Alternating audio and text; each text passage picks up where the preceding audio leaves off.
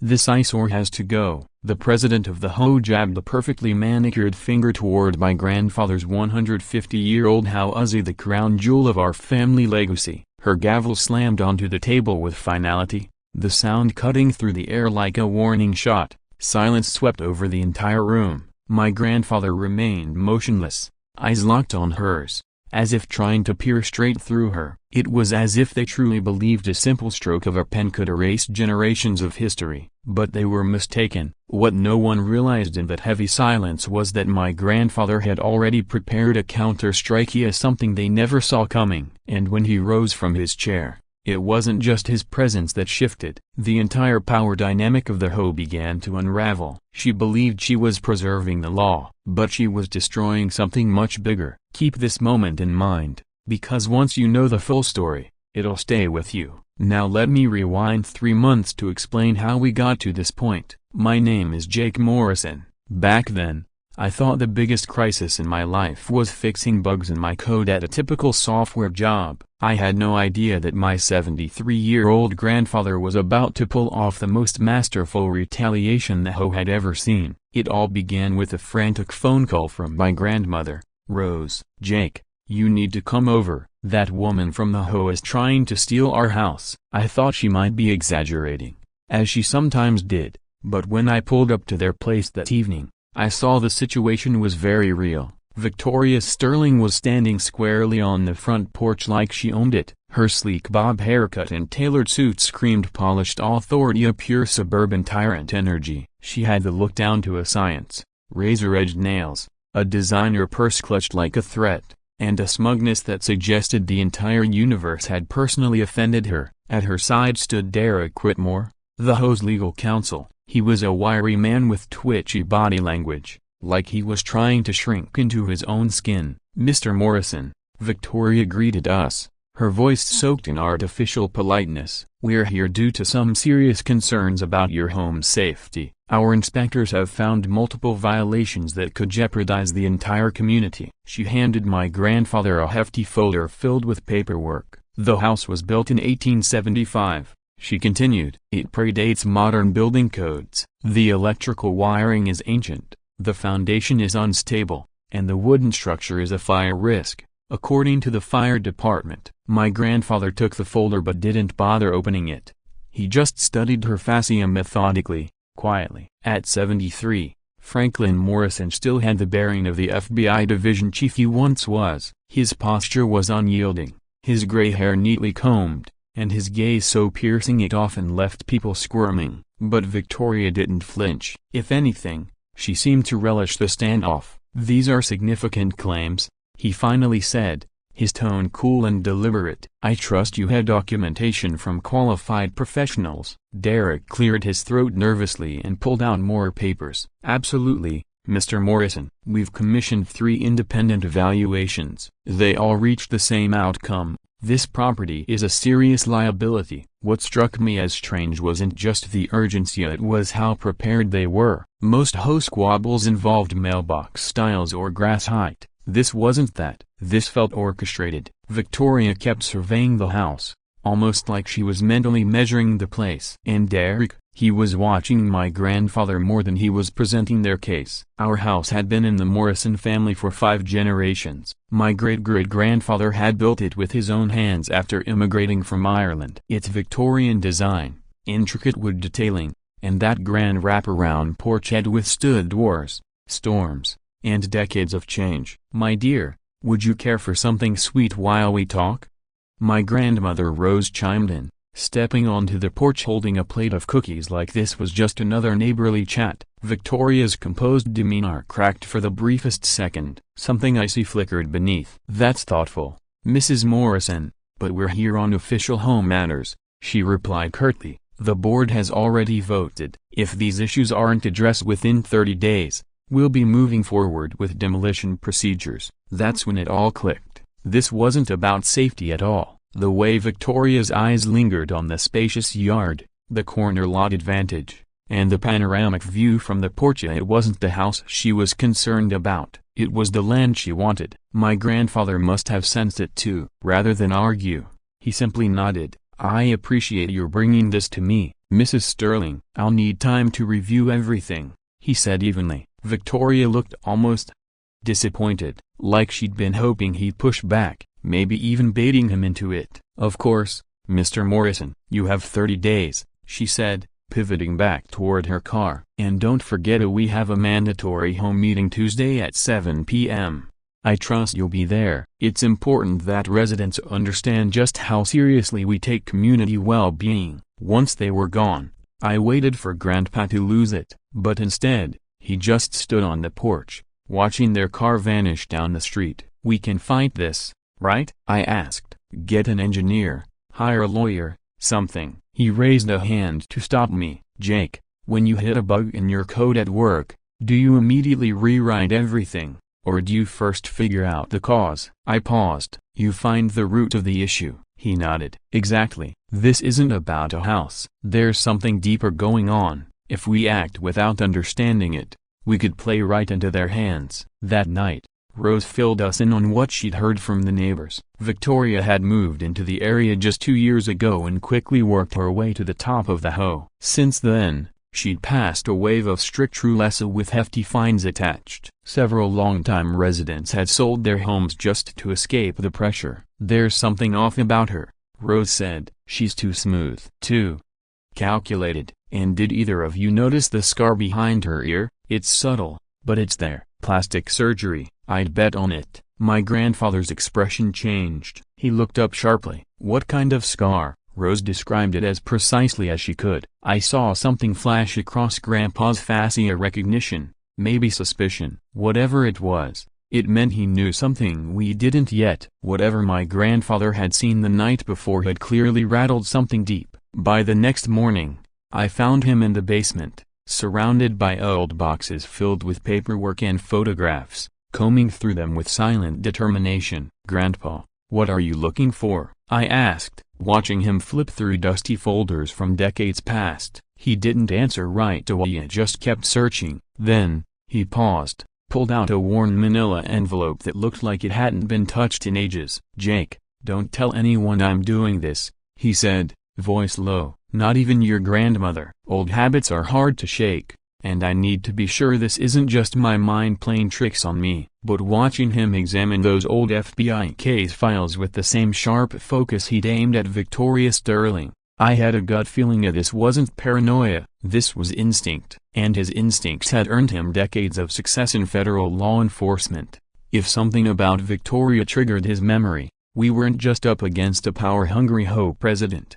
Over the following days, I witnessed a transformation. The quiet, retired man I knew was replaced by someone sharper, more alert, someone who reminded me of the agent he used to be. He didn't call it an investigation, but everything about the way he moved and observed screamed surveillance. Each morning, he'd settle on the porch with a cup of coffee and a newspaper, but I soon realized the paper was just cover. Hidden behind the sports section was a compact pair of binoculars, aimed 3 blocks down at Victoria Sterling's house. "Grandpa," I asked one morning, joining him with my own mug, "what exactly are you watching for?" He didn't look at me, just kept his eyes fixed on the house. "Patterns, Jake, everyone has them. When they wake up, when they leave, who visits, how long they stay. Most people don't even realize how much of their lives they put on display just by being predictable." He handed me the binoculars. "Take a look. Tell me what you see." I felt ridiculous, but I did as he said. A nice house, fancy landscaping, a BMW in the driveway. He smirked. "Look closer." "What model?" "How new?" "Any other vehicles show up recently?" I focused harder. The BMW was pristine, a brand new 7 Series, probably worth north of $80,000. Then I noticed something else. A silver Mercedes had shown up twice in the last few days, always arriving after midnight, leaving before sunrise. "That's a lot of luxury for someone heading up a volunteer committee," Grandpa noted when I reported back. "HOA presidents usually earn next to nothing, maybe a small stipend, but this points to deeper income streams." He scribbled everything I said into a small notebook. "And those late-night visits? Either she's running a business out of that house, or she's involved in something that doesn't like sunlight." As I watched him work, it became obvious this wasn't just casual curiosity. My grandfather had flipped the switch. He was investigating her the way he once hunted fugitives. That afternoon, while he was asleep upstairs, my curiosity got the better of me. I tiptoed back down to the basement to see what he'd uncovered. What I found made my skin crawl. The basement had been transformed into a mini investigation room. Old case files lay open on a card table. Polaroids and printouts were pinned to a corkboard. Red marker lines connecting key names and faces. Decades-old legal documents were stacked in precise order. At the center of it all was a mugshot of a woman I didn't recognize at first, but as I looked closer, her facial structure sent a chill down my spine. Linda Berkshire, arrested in 2008 on federal corruption charges. According to the file, the woman in the photo had different hair, a different nose, and looked much younger, but the eyes a broken bar, they were unmistakable. Eyes just like Victoria Sterling's. I heard footsteps creaking above me and quickly returned everything to its place. But my mind was reeling. Was Grandpa seriously suggesting our HOA president was a convicted felon living under a new identity? When he came back down an hour later, I was waiting. I couldn't keep quiet anymore. Grandpa Broken Bar is Victoria Sterling who she says she is? He looked at me long and hard, as if deciding how much truth to give. Then he spoke slowly, carefully. Jake, I spent 30 years tracking people who reinvented themselves. New names, new faces, new stories. A broken bar, but they always carry pieces of their old selves. It's in the way they move, the way they speak, how they respond under pressure. Those things are like a signature, you can't erase them. He pulled the Berkshire file from the stack and opened it in front of me. 15 years ago, I led the task force that put this woman behind bars. She ran a corruption racket that siphoned off millions of taxpayer dollars and left a trail of ruined lives in her wake. She did time, got out early on good behavior, then she vanished. I swallowed hard. And you think she resurfaced as Victoria Sterling? I think it's possible, he said. The timeline fits. The features could be explained by surgery, and her behavior, how polished, how tightly she controls her image, it all fits with someone who's hiding something. He closed the file, fixing his gaze on me. But suspicions aren't proof. Until we have more than gut feelings and a few loose connections, we keep this quiet. That evening, there was an unexpected knock at the door. Derek Whitmore stood on the porch, looking noticeably uneasy. Mr. Morrison, he began, glancing over his shoulder. I was hoping we could discuss some of the HOA documents at Broken Bar privately, away from the meeting crowd. There was something off about him. He looked tense, and the briefcase in his hand seemed too bulky for just a stack of reports. Of course, my grandfather said, welcoming him in. But I noticed he deliberately positioned himself so he could see both Derek's hands and his face, a classic interrogation stance. I've been reviewing the structural evaluations, Grandpa began. Have you independently verified the engineering firm that produced them? Derek hesitated, but instead of getting defensive, he looked at Broken Bar relieved. That's exactly what I wanted to talk about, he said. I think something's wrong with the way this entire case is being handled. As an attorney, I have ethical duties, Derek said quietly, glancing around with growing unease, and sometimes, those responsibilities don't always align with a client's agenda. Maybe we can continue this conversation another time. A Broken Bar somewhere less exposed. After he left, my grandfather sat in thoughtful silence. I could tell something about the exchange had disturbed him deeply. Jake, he said at last, I need a favor from you tomorrow. Call that friend of yours who works at the county assessor's office. Ask him to pull up the property records for Victoria Sterling's house. I want to know when she bought it, how much she paid, and whether she used a mortgage or paid outright. I started to ask why, but he raised a hand to cut me off. And Jake, a Broken Bar, don't talk about this with anyone, not even your grandmother. If I'm right about who Victoria really is, then we're dealing with someone far more dangerous than just a petty HOA tyrant. That night, as I lay in bed, my thoughts kept circling back to that mugshot pinned to the basement wall. The sharp, calculating stare of Linda Berkshire looked eerily familiar, too much like the moment Victoria's carefully curated Tilda Section 8 cracked on our porch. If my grandfather's theory was right, a Broken Bar, if we were living next door to a convicted felon with a fresh identity, a Broken Bar, then the warning about our house was just the surface of something much darker. The next day, My friend at the assessor's office sent me the documents, and the truth hit like a gut punch. Victoria Sterling had bought her house just 18 months ago. She paid $850,000 in full and no mortgage, no loan, no financing trail, a direct wire transfer from an offshore account. For someone whose public job paid almost nothing, that kind of transaction didn't make sense. When I handed the file to my grandfather, I saw his jaw clench, his expression tightening into something I hadn't seen since I was a teenager. Sneaking into his workshop. "Come downstairs," he said. This time, there was no attempt to hide what he'd been working on. The basement had fully evolved into an investigative war room. The bulletin board was now filled with timelines, financial statements, side-by-side comparisons between Sterling and Berkshire, and annotated notes covering every connection we'd uncovered. "I'm nearly certain they're the same person," he told me.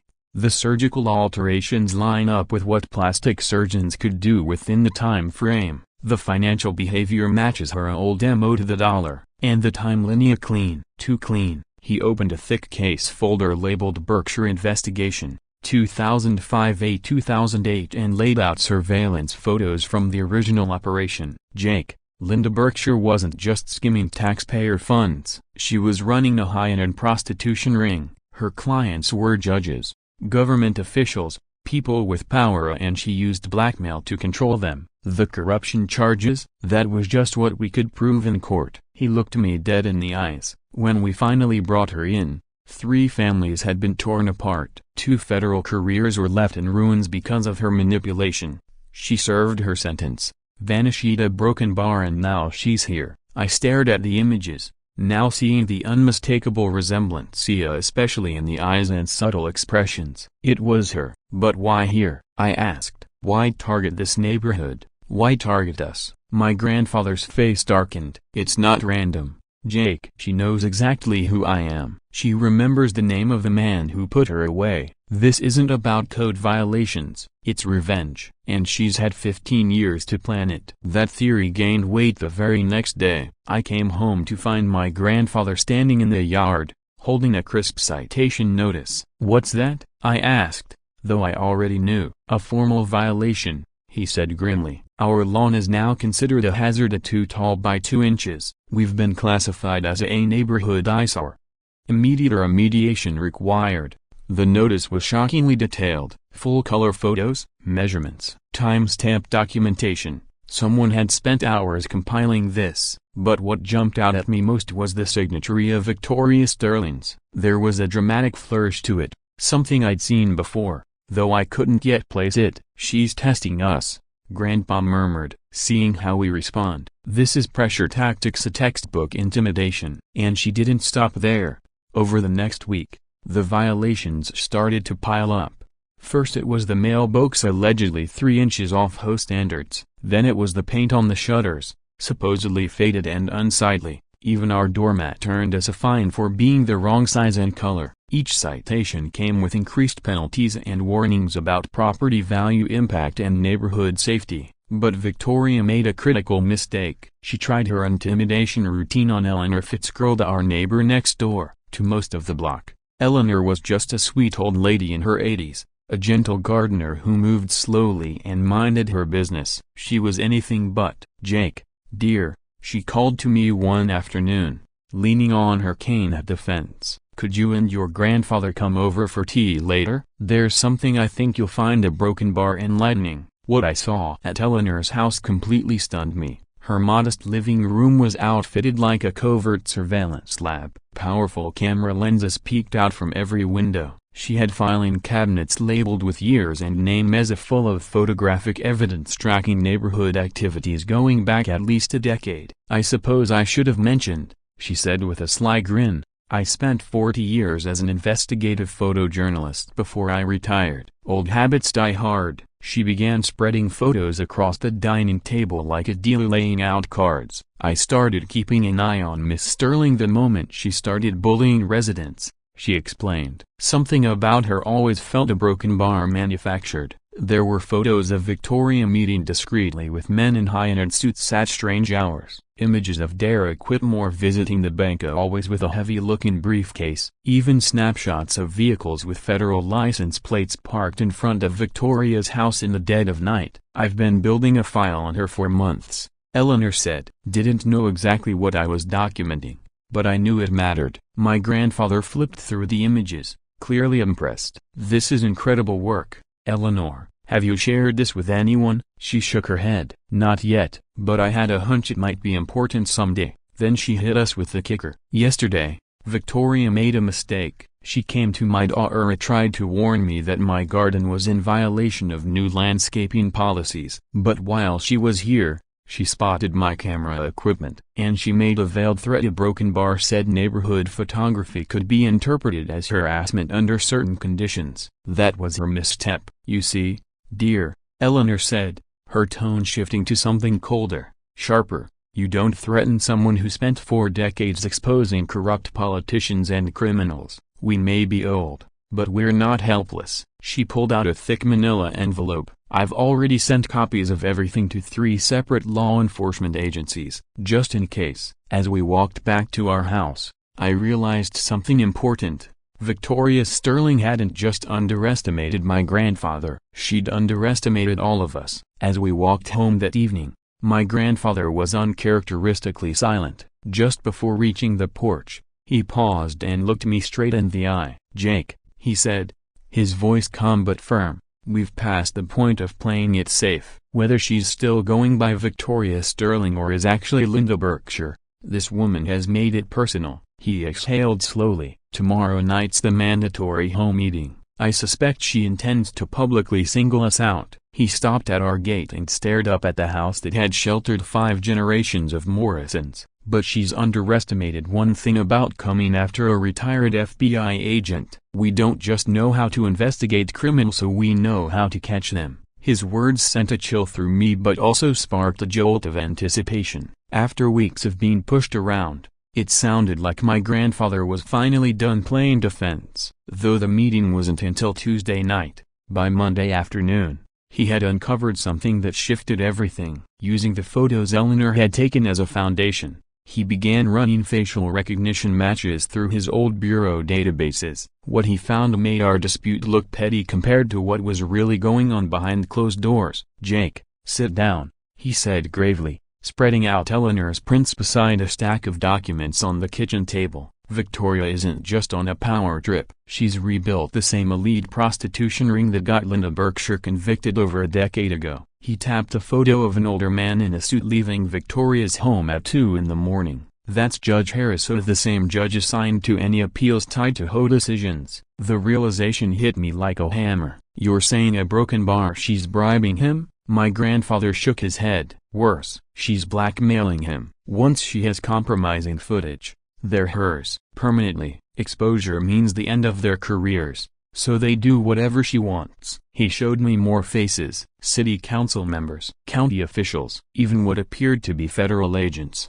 confirmed by their license plates. Eleanor had done far more than we ever expected. Her decades of experience as a journalist, combined with her home's vantage point, had allowed her to build a damning collection of evidence. "Notice the timestamps," my grandfather pointed out. "High-profile targets come between 10 p.m. and 2 a.m. The lesser ones show up in the afternoon, and every Friday, like clockwork, Derek Whitmore drops off briefcases." It became clear Derek was laundering money through the HOA's finances. The scam was deceptively clever. HOA fees and bogus improvement charges gave them a clean front for pushing vast amounts of cash. Victoria could tack on inflated fees for community projects that never happened, and with Derek's legal help, everything looked above board. "She's systematically taken control of our local government," my grandfather said, eyes narrowing. "And our house? It's smack in the middle of her blind spot. We see too much." That explained why she'd been so determined to get rid of us. Our porch gave us a clear line of sight into her operation,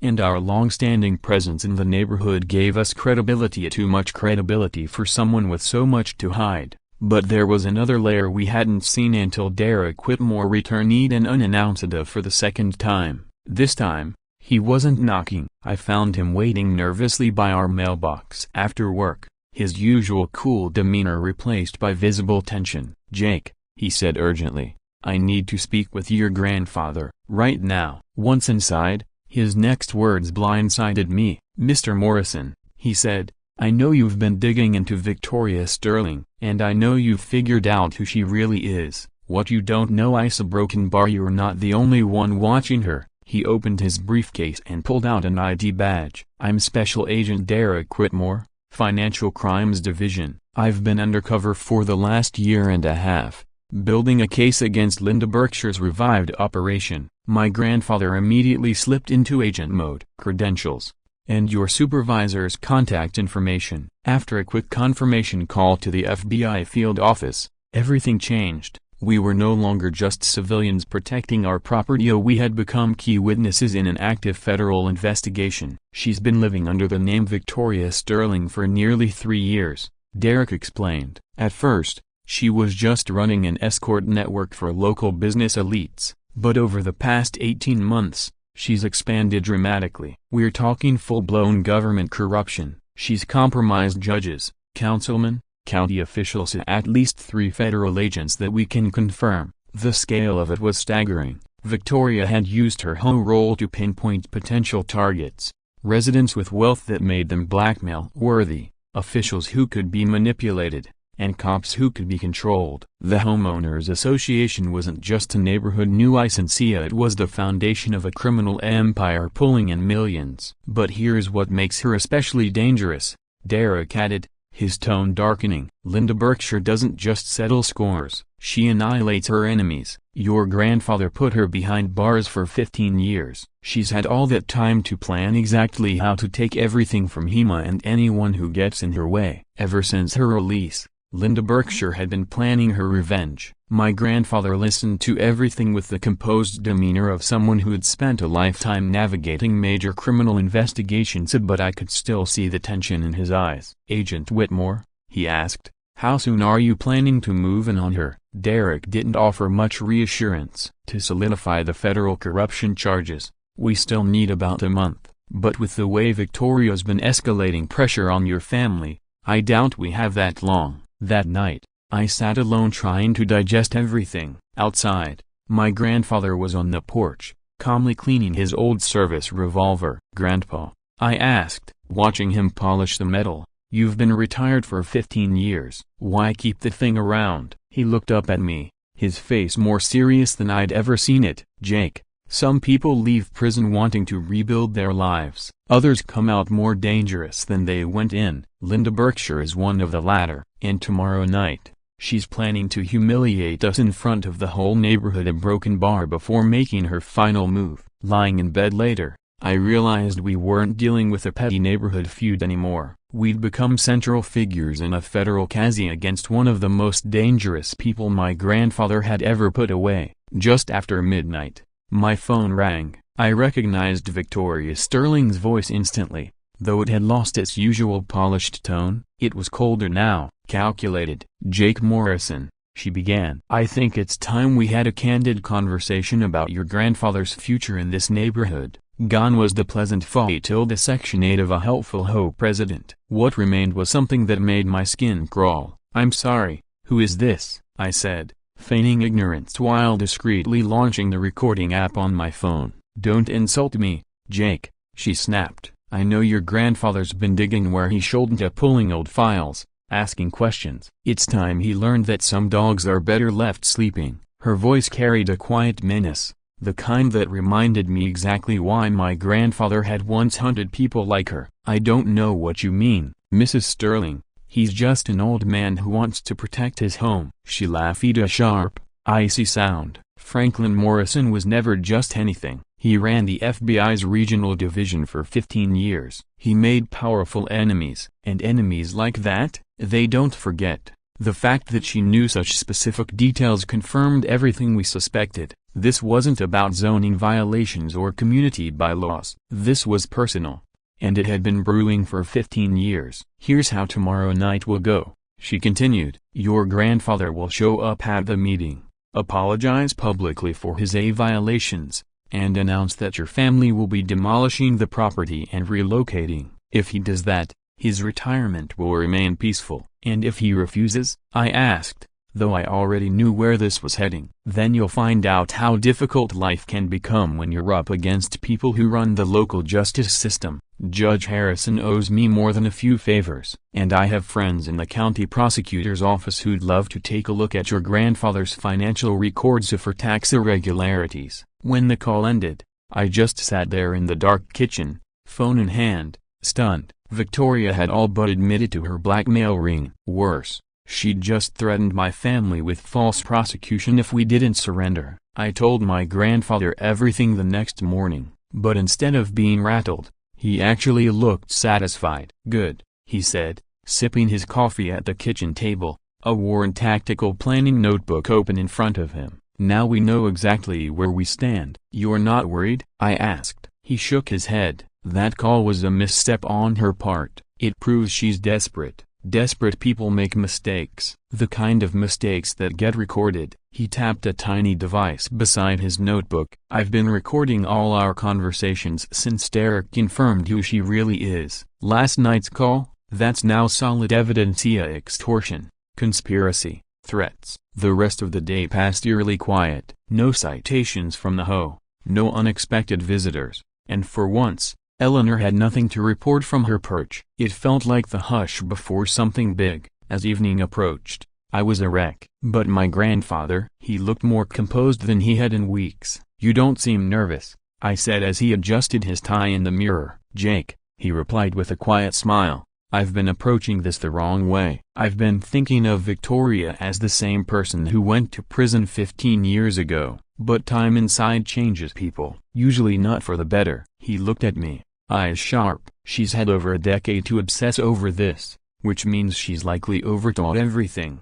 What do you mean? I asked. Overconfident criminals always overbuild, he said. Too many moving parts, too many people involved, too many variables. That's how things unravel. He straightened his tie one last time. Tonight, she's going to learn that revenge fantasies make better scripts than strategies. The community center was packed, a standing room only. It was the biggest turnout we'd ever seen for an home meeting. Clearly, word had spread that something dramatic was about to go down. Victoria sat at the head table beside Derek and two board members I didn't recognize. She wore a tailored navy suit that practically screamed intimidation. Before we begin, she said, standing with the poise of a practiced speaker, I want to address the obvious. She gestured toward the projection screen behind her, where a slideshow began to play. For weeks now, the Morrison family has been in violation of several community safety regulations. Their ongoing refusal to comply threatens not only our property values but the well-being of everyone in this neighborhood. Photos flashed on screen, carefully framed images of our house,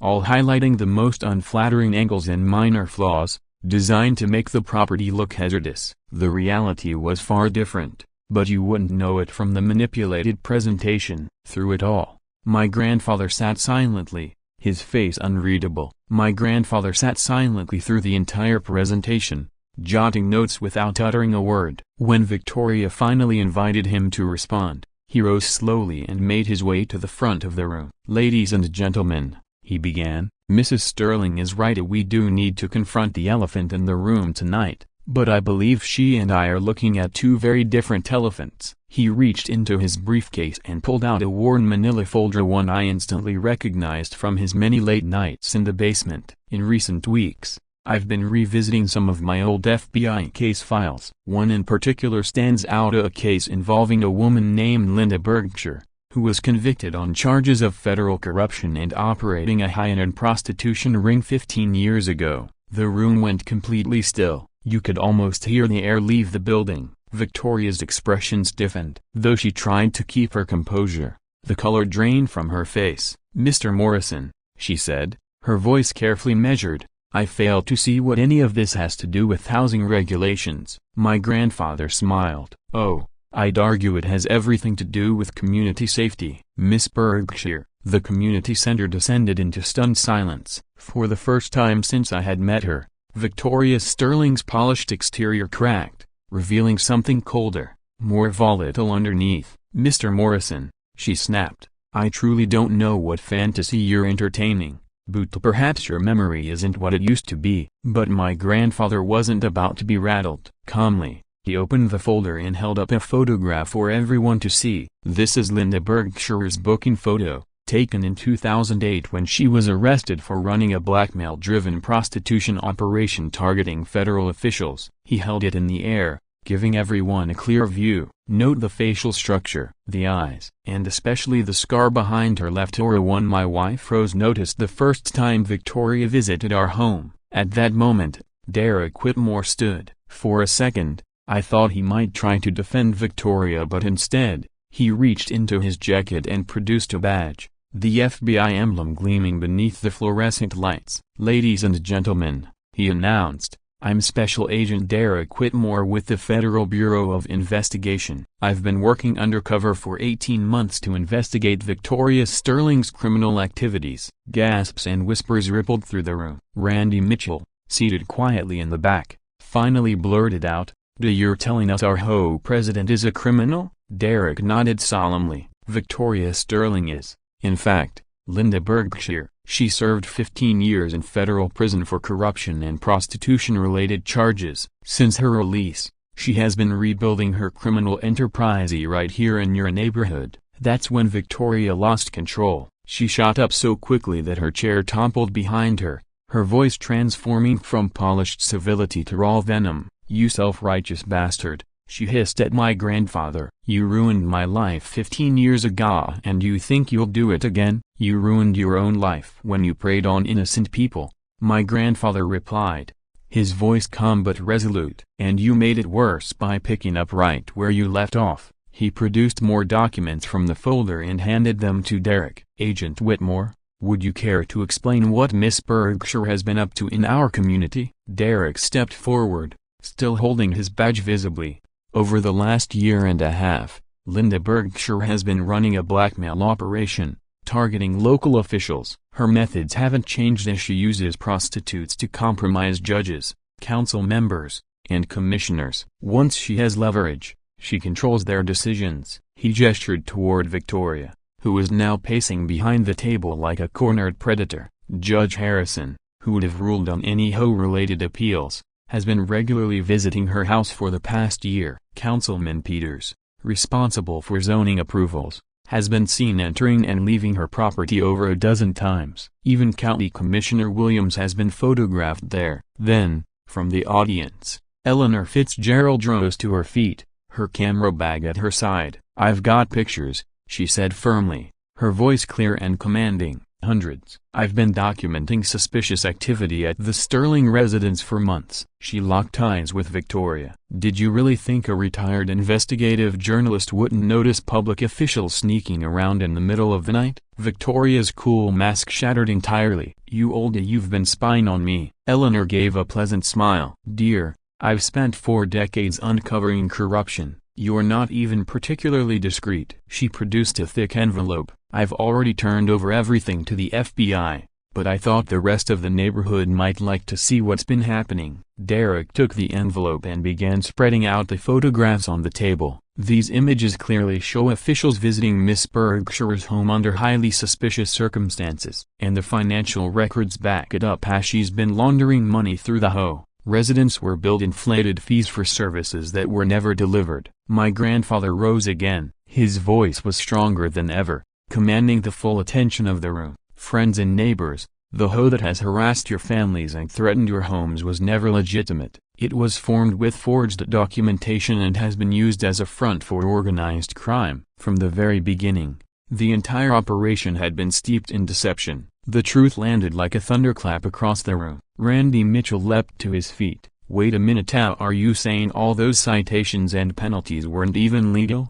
Derek gave a firm nod. That's exactly right. Every action taken under Linda Berkshire's leadership is invalid. The entire HOA was established under fraudulent pretenses and has no legal authority over your properties. Victoria made one last, desperate effort to regain control. This is nonsense. He fabricated lies from a washed-up old man who can't accept that his time has passed. But her voice was brittle, her panic impossible to hide. The crowd wasn't buying it anymore. Then my grandfather delivered the final blow. He pulled a small digital recorder from his pocket and pressed play. Victoria's voice echoed through the room, a cold, calculated, and unmistakably threatening. Franklin Morrison wasn't just anyone, Jake. He was head of an FBI division for 15 years. He made enemies powerful ones. The kind of enemies who never forget and don't forgive. The tape continued, capturing her threats about manipulating Judge Harrison and pursuing false charges. When it ended,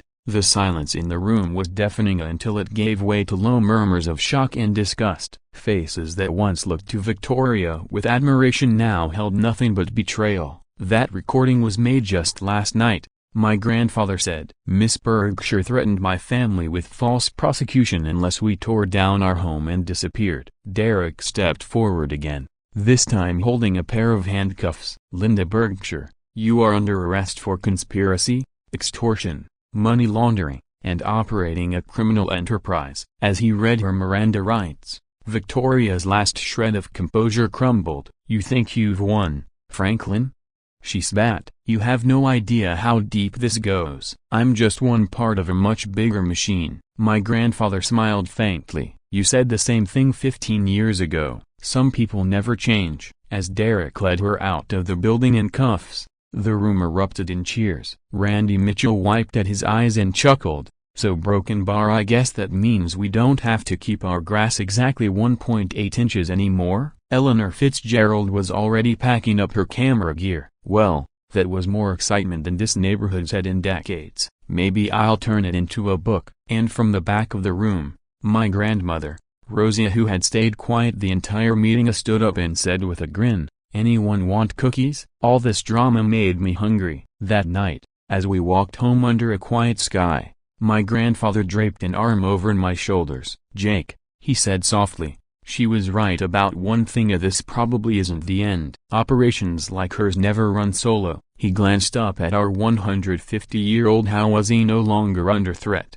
no longer a target. But tonight, justice had its day. And sometimes, that's enough. 6 months later, I sat on our porch watching the sunrise paint the street in gold and soft amber. The Morrison house hadn't just survived, it had been officially recognized as a historic landmark by the city. The irony wasn't lost on any of us. The same home Victoria tried to condemn as outdated was now preserved, forever protected. What followed that unforgettable night was swift and sweeping. Within 3 days, Judge Harrison was arrested at home as the media rolled cameras. Councilman Peters stepped down before charges could be filed. County Commissioner Williams was indicted on 17 counts, including bribery and corruption. Thanks to Derek's undercover work, the entire criminal web Linda had rebuilt was exposed and dismantled. In federal court, the outcome was clear and just. The HOA had been chartered illegally. Every fine, every citation, every legal threat, if they were all overturned. Residents received refunds. Violation notices were erased. Pending lawsuits were thrown out. Randy Mitchell, finally free of his tyrannical grass height warnings, threw a neighborhood-wide celebration he dubbed Freedom from Fascism Day. Eleanor Fitzgerald became a minor local celebrity. Her surveillance photos were featured in a national magazine article about corruption in suburbia. She was even invited to journalism panels on citizen accountability. 40 years of retirement and I finally get my Pulitzer moment, she joked. Though judging by her expression, she was at least half serious about submitting her work for awards. But the story that captured national attention was my grandfather's steady, patient dismantling of a federal criminal network using nothing but truth, evidence, and the will to protect his family. The headline read, "Retired FBI agent shuts down corrupt HOA, saves historic family home." The story went viral,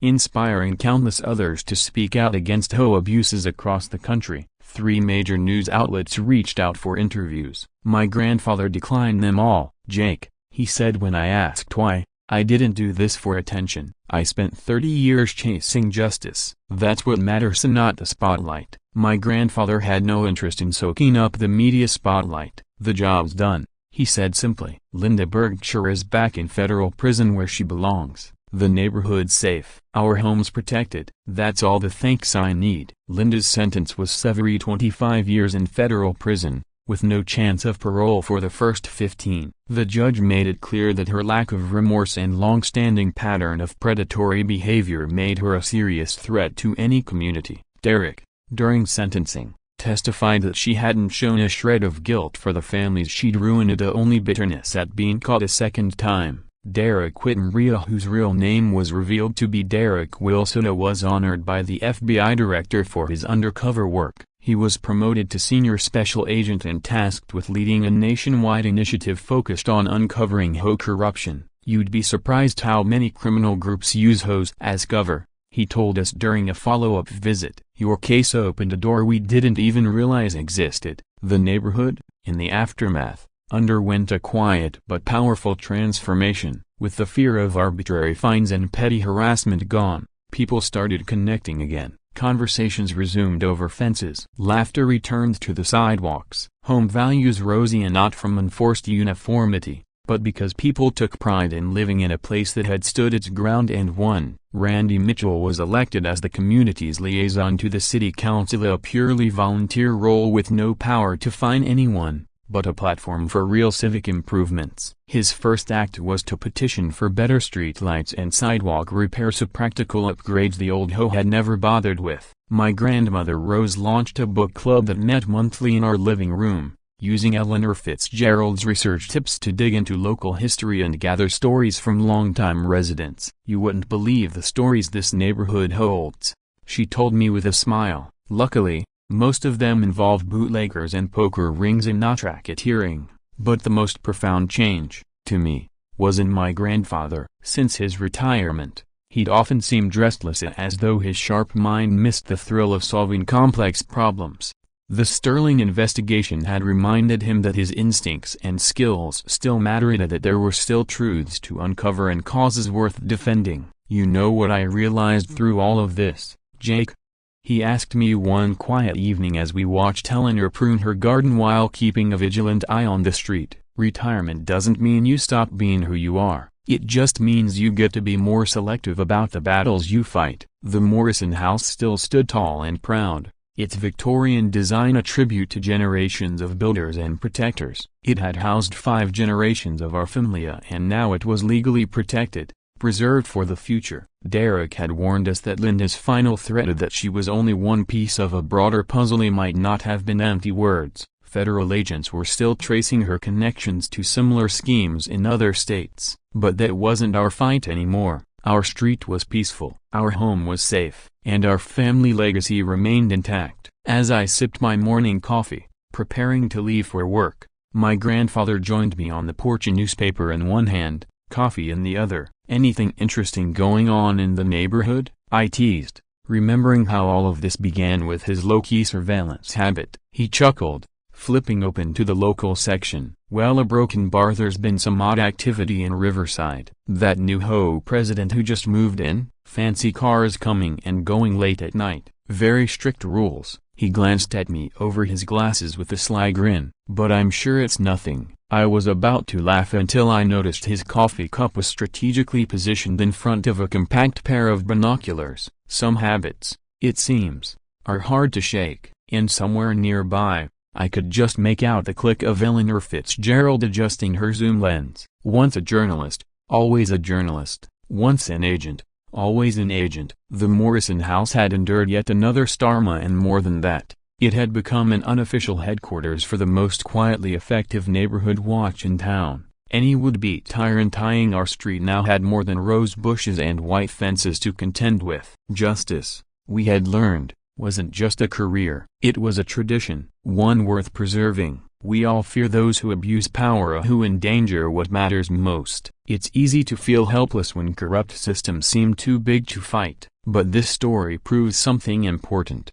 With patience, with community, and with courage, even the most calculated villains can be brought to justice. It doesn't happen overnight, but it does happen. If you believe that good people still win, and if you want more stories about underdogs standing up to impossible odds, give this video a like and subscribe to Ya Stories. Your support helps us continue to tell stories of hope, truth, and the everyday heroes among us. From all of us here, I thank you for watching and for respecting your HOA overlord.